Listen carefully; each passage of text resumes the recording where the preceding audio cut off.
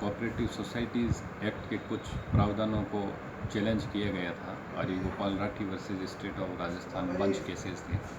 उसमें cooperative societies act में सन 2015 व 2016 में कुछ संशोधन किए गए थे, जिसमें मेनली धारा 30(1)(c) और धारा 32 के जो प्रावधान थे उनको चैलेंज किया गया था। और उस पर ग्राउंड ये था कि संशोधन से पूर्व में जो प्रावधान थे उसमें बोर्ड या सोसाइटी का बोर्ड भंग होने के पश्चात प्रशासक नियुक्त किया जाने का प्रावधान था और प्रशासक को 6 महीने के अंदर वापस पुनः चुनाव करवाने होते थे।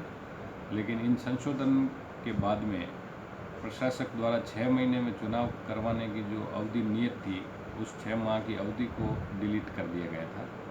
तो माननीय न्यायालय ने ये माना है कि ये प्रोविज़न जिसमें चुनाव करवाने की तय सीमा को हटाया गया है वो असंवैधानिक है। भारतीय संविधान की आर्टिकल 19(1)(c) का उल्लंघन माना उस प्रोविज़न को और उस आधार पे अल्ट्रा वायरस डिक्लेयर किए गए ये प्रोविज़न। एक और प्रावधान था जो अंडर चैलेंज था, जो कोऑपरेटिव सोसाइटीज़ एक्ट का 2016 का संशोधन नियम था, उसमें था धारा 28(7)(a). उसमें प्रावधान ये किया गया था कि एक बार कोई सदस्य कोऑपरेटिव सोसाइटी का चुनाव लड़ता है तो वो 2 टर्म कंटिन्यू रहने के पश्चात 1 टर्म के लिए उसको ब्रेक लेना पड़ेगा, वो कंटिन्यू 3rd टाइम के लिए नहीं लड़ पाएगा।